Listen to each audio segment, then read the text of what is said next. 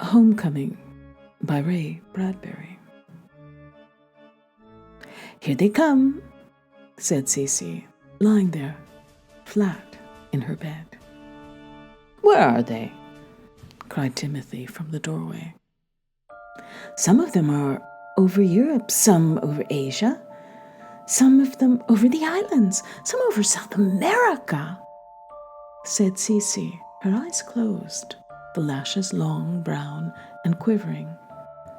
Timothy came forward upon the bare plankings of the upstairs room. "Who are they?" "Uncle Einar and Uncle Fry, and there's Cousin William, and I see Fulda and Helgar, and Aunt Morginia, and Cousin Vivian, and I see Uncle Johan. They're all coming fast." "Are they up in the sky?"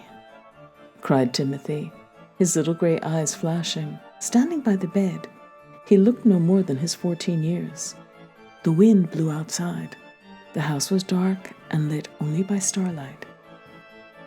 "They're coming through the air and traveling along the ground in many forms," said Cece in her sleeping. She did not move on the bed. She thought inward on herself and told what she saw.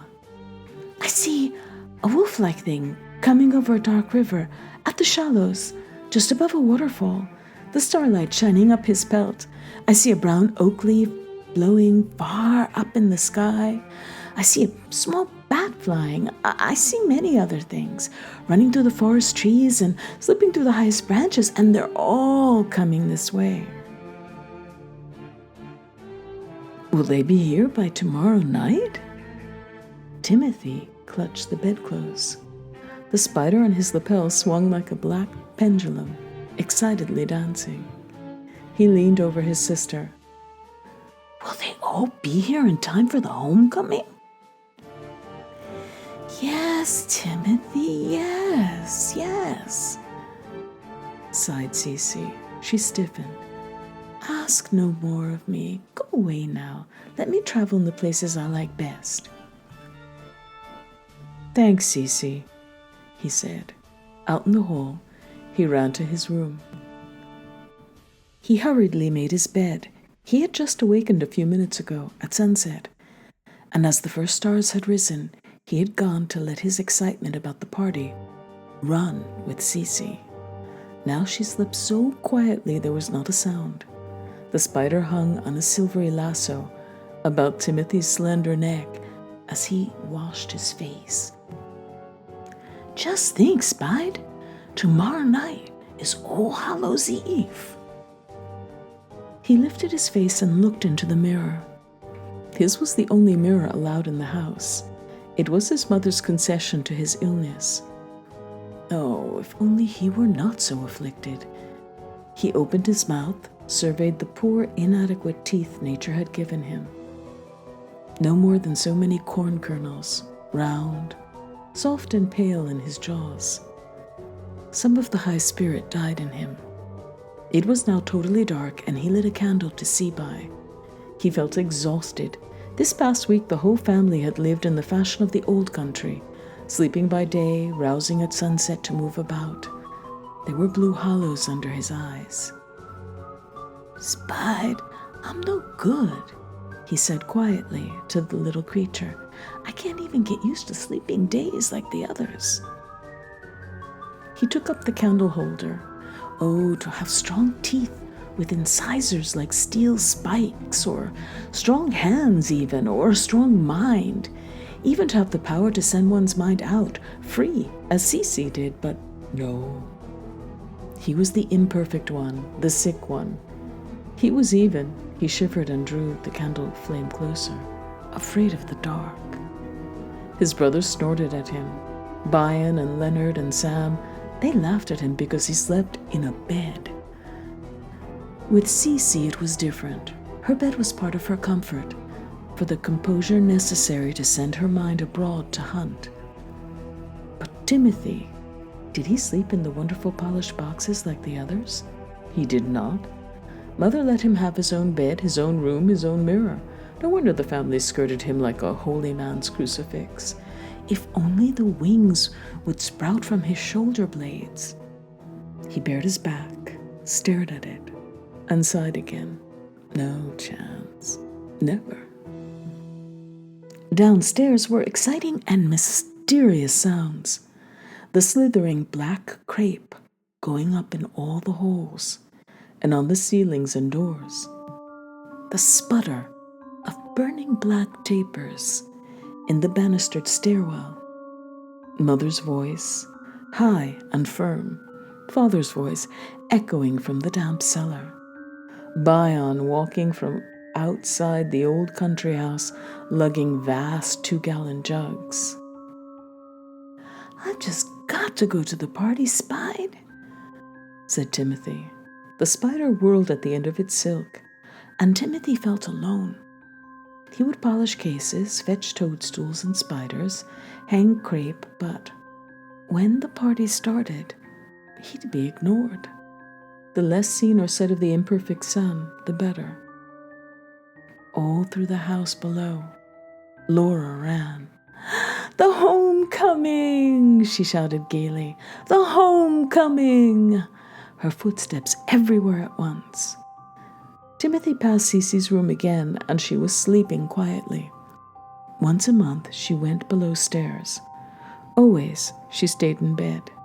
Lovely Cece. He felt like asking her, "Where are you now, Cece? And in who? And what's happening? Are you beyond the hills? And what goes on there?" But he went on to Ellen's room instead.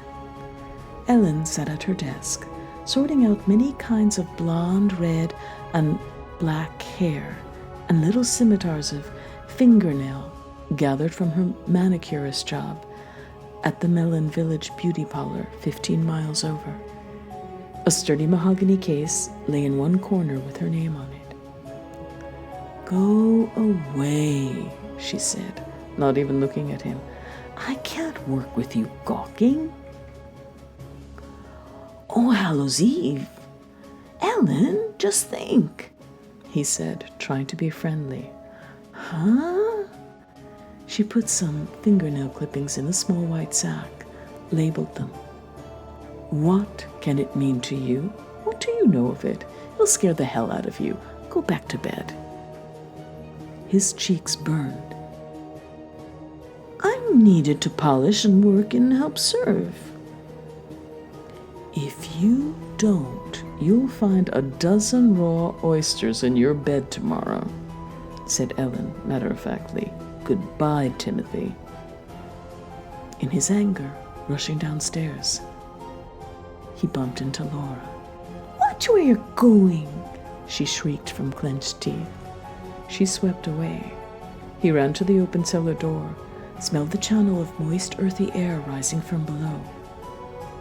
"Father?" "It's about time," Father shouted up the steps. "Hurry down, or they'll be here before we're ready." Timothy hesitated only long enough to hear the million other sounds in the house. Brothers came and went like trains in a station, talking and arguing. If you stood in one spot long enough, the entire household passed with their pale hands full of things. Leonard with his little black medical case, Samuel with his large, dusty, ebon-bound book under his arm, bearing more black crepe, and Bion, excursioning to the car outside and bringing in many more gallons of liquid. Father stopped polishing to give Timothy a rag and a scowl. He thumped the huge mahogany box. "Come on, shine this up, so we can start on another. Sleep your life away." While waxing the surface, Timothy looked inside. "Uncle Einer's a big man, isn't he, Papa?" "Huh? How big is he?" "The size of the box will tell you." "I was only asking. 7 feet tall?" "You talk a lot." About 9 o'clock, Timothy went out into the October weather. For 2 hours in the now warm, now cold wind, he walked the meadows collecting toadstools and spiders. His heart began to beat with anticipation again. How many relatives had Mother said would come? 70? 100? He passed a farmhouse. "If only you knew what was happening at our house," he said to the glowing windows. He climbed a hill and looked at the town, miles away, settling into sleep. The town hall clock high and round, white in the distance. The town did not know either. He brought home many jars of toadstools and spiders. In the little chapel below stairs, a brief ceremony was celebrated. It was like all the rituals over the years, with Father chanting the dark lines, Mother's beautiful white ivory hands moving in the reverse blessings, and all the children gathered, except Cece, who lay upstairs in bed. But Cece was present. You saw her peering, now from Bayan's eyes, now from Samuel's, now Mother's, and you felt a movement, and now she was in you, fleetingly and gone. Timothy prayed to the Dark One with a tightened stomach. "Please, please help me grow up. Help me be like my brothers and sisters. Don't let me be different. If only I could put the hair in the plastic images as Ellen does, or make people fall in love with me as Laura does with people, or read strange books as Sam does, or work in a respected job like Leonard and Bayan do, or even raise a family one day as Mother and Father have done." At midnight, a storm hammered the house. Lightning struck outside in amazing snow-white bolts. There was a sound of an approaching, probing, sucking tornado, funneling and nuzzling the moist night earth. Then, the front door blasted off its hinges, hung stiff and discarded, and trooped in Grandmama and Grandpapa, all the way from the old country. From then on, people arrived each hour. There was a flutter at the side window, a rap on the front porch, a knock at the back. There were faint noises from the cellar. Autumn wind piped down the chimney throat, chanting. Mother filled the large crystal punch bowl with the scarlet fluid poured from the jugs Bayan had carried home. Father swept from room to room, lighting more tapers.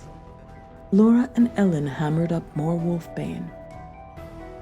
And Timothy stood amidst this wild excitement, no expression to his face, his hands trembling at his sides, gazing now here, now there, banging of doors, laughter, the sound of liquid pouring, darkness, sound of wind, the webbed thunder of wings, the padding of feet, the welcoming bursts of talk at the entrances, the transparent rattlings of casements, the shadows passing, coming, going, wavering.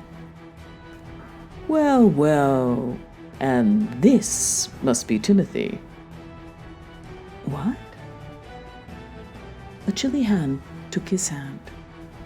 A long, hairy face leaned down over him. "A good lad, a fine lad," said the stranger. "Timothy," said his mother, "this is Uncle Jason."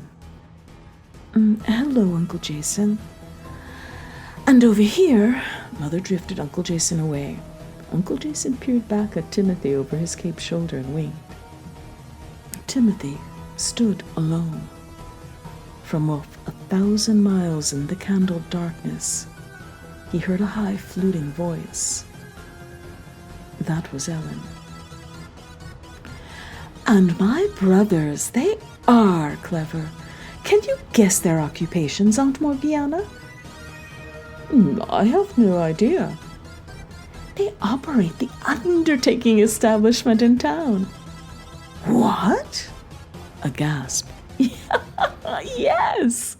Shrill laughter. "Isn't that priceless?" Timothy stood very still.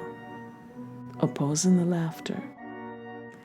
"They bring home sustenance for Mama, Papa, and all of us," said Laura. "Except, of course, Timothy." An uneasy silence. Uncle Jason's voice demanded, "Well, come on. What about Timothy?" Laura, your tongue, said Mother. Laura went on with it. Timothy shut his eyes. Timothy doesn't like blood. He's delicate. He'll learn, said Mother. He'll learn, she said very firmly. He's my son, and he'll learn. He's only 14. But I was raised on the stuff, said Uncle Jason, his voice passing from one room on into another. The wind played the trees outside like harps. A little rain spattered on the windows. Raised on the stuff, passing away into the faintness. Timothy bit his lip and opened his eyes. Well, it was all my fault. Mother was showing them into the kitchen now. I tried forcing him. You can't force children. You only make them sick. And then they never get a taste for things. Look at Bion. Now, he was 13 before he... I understand, murmured Uncle Jason. Timothy will come around. I'm sure he will, said Mother defiantly. Candle flames quivered as shadows crossed and recrossed the dozen musty rooms. Timothy was cold. He smelled the hot tallow in his nostrils, and instinctively he grabbed at a candle and walked with it around and about the house, pretending to straighten the crepe. Timothy, someone whispered behind a patterned wall, hissing and sizzling and sighing the words. Timothy is afraid of the dark. Leonard's voice. Hateful Leonard. I like the candle, that's all, said Timothy in a reproachful whisper. More lightning, more thunder, cascades of roaring laughter, bangings and clickings and shouts and rustles of clothing. Clammy fog swept through the front door. Out of the fog, settling his wings, stalked a tall man. Uncle Einar! Timothy propelled himself on his thin legs. Straight through the fog, under the green webbing shadows, he threw himself across Einar's arms. Einar lifted him. You've wings, Timothy! He tossed the boy light as thistles. Wings, Timothy, fly! Faces wheeled under. Darkness rotated. The house blew away. Timothy felt breeze-like. He flapped his arms. Einar's fingers caught and threw him once more to the ceiling. The ceiling rushed down like a charred wall. Fly, Timothy! Shouted Einar, loud and deep. Fly with wings! Wings! He felt an exquisite ecstasy in his shoulder blades, as if roots grew, burst to explode and blossom into new moist membrane. He babbled wild stuff. Again, Einar hurled him high. The autumn wind broke in a tide on the house. Rain crashed down, shaking the beams, causing chandeliers to tilt their enraged candlelights. And the 100 relatives peered out from every black enchanted room, circling inward, all shapes and sizes, to where Einar balanced the child like a baton in the roaring spaces. Enough! Shouted Einar at last. Timothy, deposited on the floor timbers, exaltedly, exhaustedly, fell against Uncle Einar, sobbing happily. Uncle. Was it good flying? Eh, Timothy? Said Uncle Einar, bending down, patting Timothy's head. Good. It was coming toward dawn. Most had arrived and were ready to bed down for the daylight. Sleep motionlessly with no sound until the following sunset, when they would shout out of their mahogany boxes for the revelry. Uncle Einar, followed by dozens of others, moved toward the cellar. Mother directed them downward to the crowded row on row of highly polished boxes. Einar, his wings like sea green tarpaulins, tented behind him, moved with a curious whistling down the passageway. Where his wings touched, they made a sound of drumheads gently beaten. Upstairs, Timothy lay, wearily thinking, trying to like the darkness. There was so much you could do in darkness that people couldn't criticize you for because they never saw you. He did like the night, but it was a qualified liking. Sometimes there was so much night, he cried out in rebellion. In the cellar, mahogany doors sealed downward, drawn in by pale hands. In corners, certain relatives circled 3 times to lie, heads on paws, eyelids shut. The sun rose. There was a sleeping. Sunset. The revel exploded like a bat nest struck full, shrieking out, fluttering, spreading. Box doors banged wide. Steps rushed up from cellar damp. More late guests, kicking on front and back portals, were admitted. It rained, and sodden visitors laid their capes, their water-pelleted hats, their sprinkled veils upon Timothy, who bore them to a closet. The rooms were crowd-packed. The laughter of one cousin shot from one room, angled off the wall of another, ricocheted, banked, and returned to Timothy's ears from a 4th room, accurate and cynical. A mouse ran across the floor. "I know you, niece Liebersrauter," exclaimed father. The mouse spiraled 3 women's feet and vanished into a corner. Moments later, a beautiful woman rose up out of nothing and stood in the corner, smiling her white smile at them. Something huddled against the flooded pane of the kitchen window. It sighed and wept and tapped continually, pressed against the glass, but Timothy could make nothing of it. He saw nothing. In imagination, he was outside staring in. The rain was on him, the wind at him, and the taper-dotted darkness inside was inviting. Waltzes were being danced. Tall, thin figures pirouetted to outlandish music. Stars of light flickered off lifted bottles. Small clods of earth crumbled from casks, and a spider fell and went silently, legging over the floor. Timothy shivered. He was inside the house again. Mother was calling him to run here, run there. Help, serve, out to the kitchen now, fetch this, fetch that, bring the plates, heap the food, on and on. The party happened around him, but not to him. The dozens of towering people pressed in against him, elbowed him, ignored him. Finally, he turned and slipped away up the stairs. He called softly, "Cece, where are you now, Cece?" She waited a long while before answering.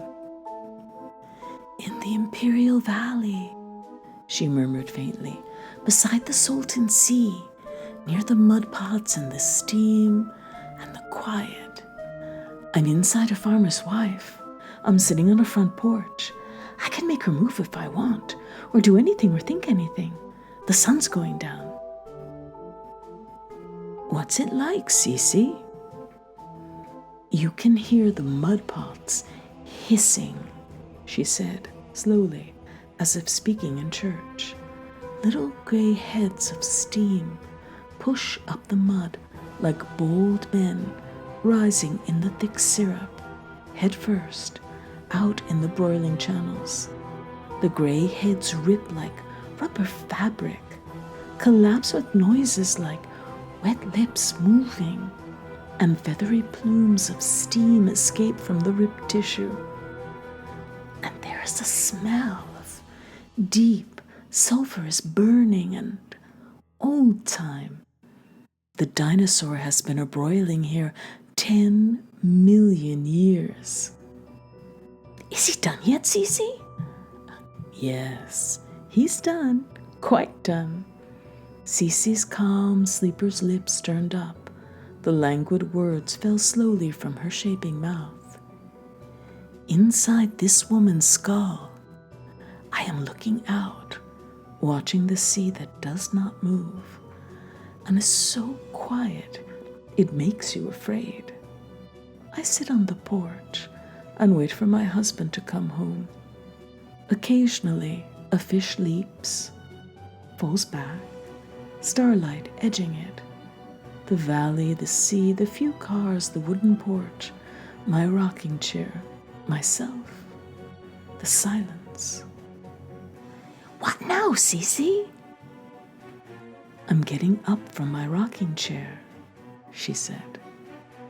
Yes? I'm walking off the porch toward the mud pots. Planes fly over like primordial birds. Then it is quiet, so quiet.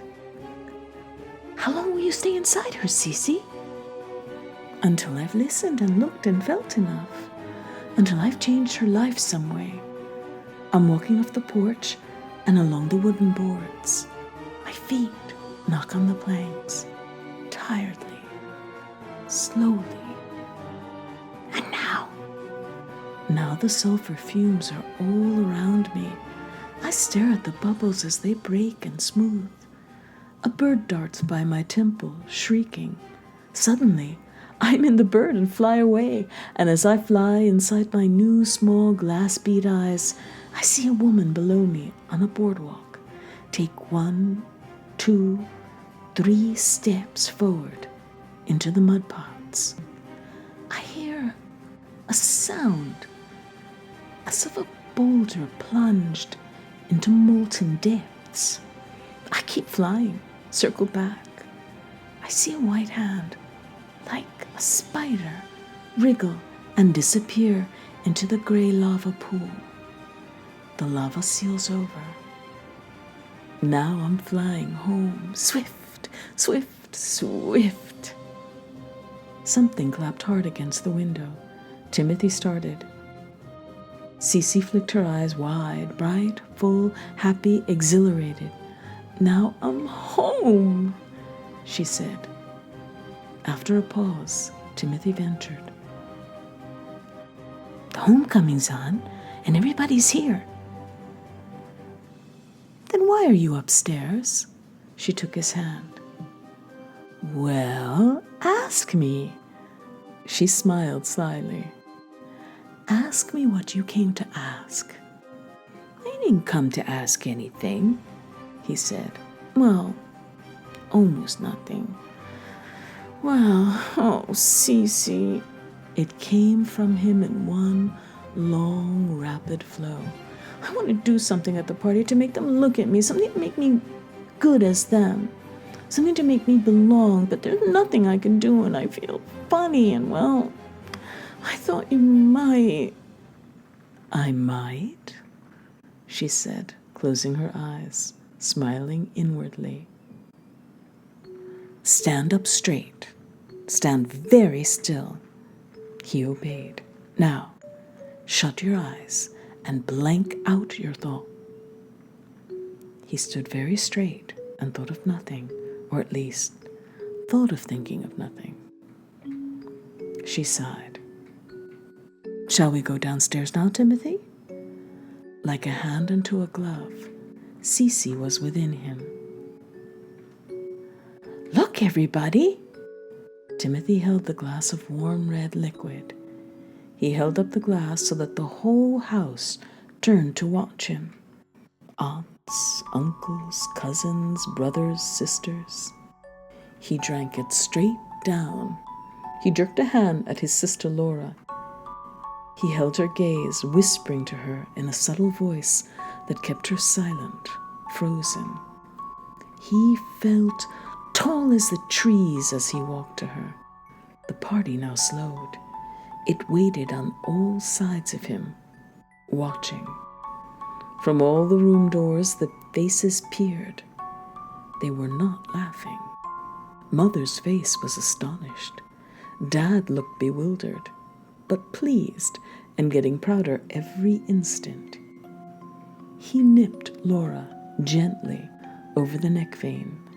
The candle flames swayed drunkenly. The wind climbed around on the roof outside. The relatives stared from all the doors. He popped toadstools into his mouth, swallowed, then beat his arms against his flanks and circled. "Look, Uncle Einar, I can fly at last!" Beat went his hands, up and down pumped his feet. The faces flashed past him.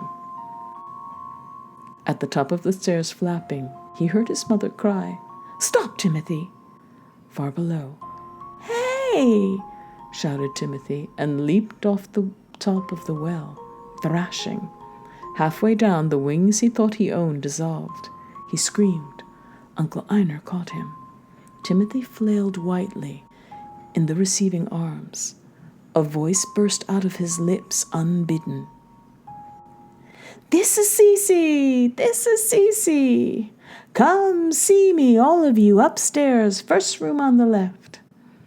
Followed by a long trill of high laughter, Timothy tried to cut it off with his tongue. Everybody was laughing. Einar set him down, running through the crowding blackness as the relatives flowed upstairs toward Cece's room to congratulate her. Timothy banged the front door open. "Cece, I hate you! I hate you!" By the sycamore tree, in deep shadow, Timothy spewed out his dinner, sobbed bitterly, and threshed in a pile of autumn leaves. There he lay. From his blouse pocket, from the protection of the matchbox he used for his retreat, the spider crawled forth. Spied walked along Timothy's arms, spied, explored up his neck to his ear, and climbed in the ear to tickle it. Timothy shook his head. "Don't, Spide, don't." The feathery touch of a tentative feeler probing his eardrum set Timothy shivering. "Don't, Spide." He sobbed somewhat less.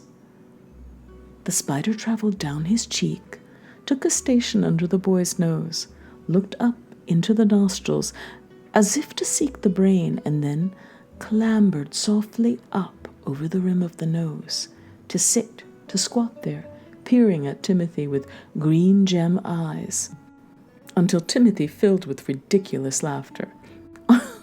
"Go away, Spide." Timothy sat up, rustling the leaves. The land was very bright with the moon. In the house he could hear the faint ribaldry as Mirror, Mirror was playing. Celebrants shouted, dimly muffled, as they tried to identify those of themselves whose reflections had not, ever appeared in a glass. "Timothy!" Uncle Einar's wings spread and twitched and came in with a sound like kettle drums. Timothy felt himself plucked up like a thimble and set upon Einar's shoulder. "Don't feel badly, nephew Timothy. Each to his own, each in his own way. How much better things are for you, how rich. The world's dead for us. We've seen so much of it, believe me. Life's best to those who live the least of it. It's worth more per ounce, Timothy. Remember that." The rest of the black morning, from midnight on, Uncle Einar led him about the house, from room to room, weaving and singing. A horde of late arrivals set the entire hilarity off afresh. Great, and 1,000 more great-greats grandmother was there, wrapped in Egyptian cerements. She said not a word, but lay straight as a burnt ironing board against the wall, her eye hollows cupping a distant, wise, silent glimmering. At the breakfast at 4 a.m, 1,000-odd greats grandmama was stiffly seated at the head of the longest table. The numerous young cousins caroused at the crystal punch bowl. Their shiny olive-pit eyes, their conical, devilish faces, and curly bronze hair hovered over the drinking table. Their hard, soft, half-girl, half-boy bodies wrestling against each other as they got unpleasantly, sullenly drunk. The wind got higher. The stars burned with fiery intensity. The noises redoubled. The dances quickened. The drinking became more positive. To Timothy, there were thousands of things to hear and watch. The many darknesses roiled, bubbled. The many faces passed and repassed. Listen! The party held its breath. Far away, the town clock struck its chimes, saying 6 o'clock. The party was ending. In time, to the rhythm of the striking clock, their 100 voices began to sing songs that were 400 years old, songs Timothy could not know. Arms twined, circling slowly, they sang, and somewhere in the cold distance of morning, the town clock finished out its chimes and quieted. Timothy sang. He knew no words, no tune, yet the words and tune came round and high and good, and he gazed at the closed door at the top of the stairs. "Thanks, Cece," he whispered. "You're forgiven. Thanks." Then he just relaxed and let the words move with Cece's voice, free from his lips. Goodbyes were said. There was a great rustling. Mother and father stood at the door to shake hands and kiss each departing relative in turn. The sky beyond the open door colored in the east. A cold wind entered, and Timothy felt himself seized and settled in one body after another, felt Cece press him into Uncle Fry's head, so he stared from the wrinkled leather face, then leaped in a flurry of leaves over the house and awakening hills. Then, loping down a dirt path, he felt his red eyes burning, his fur pelt rhymed with mourning, as inside Cousin William he panted through a hollow and dissolved away. Like a pebble in Uncle Einer's mouth, Timothy flew in a webbed thunder, filling the sky, and then he was back for all time in his own body. In the growing dawn, the last few were embracing and crying and thinking how the world was becoming less a place for them. There had been a time when they had met every year, but now decades passed with no reconciliation. "Don't forget," someone cried. "We meet in Salem in 1970. Salem. Timothy's numbed mind turned the words over. Salem, 1970. And there would be Uncle Fry and 1,000 times great-grandmother in her withered cerements, and Mother and Father and Ellen and Lauren and Cece and all the rest. But would he be there? Could he be certain of staying alive until then? With one last withering blast, away they all went. So many scarves, so many fluttery mammals, so many sere leaves, so many whining and clustering noises, so many midnights and insanities and dreams. Mother shut the door. Laura picked up a broom. "No," said Mother. "We'll clean tonight. Now we need sleep." And the family vanished down cellar and upstairs, and Timothy moved in the crepe-littered hall, his head down. Passing a party mirror, he saw the pale mortality of his face, all cold and trembling.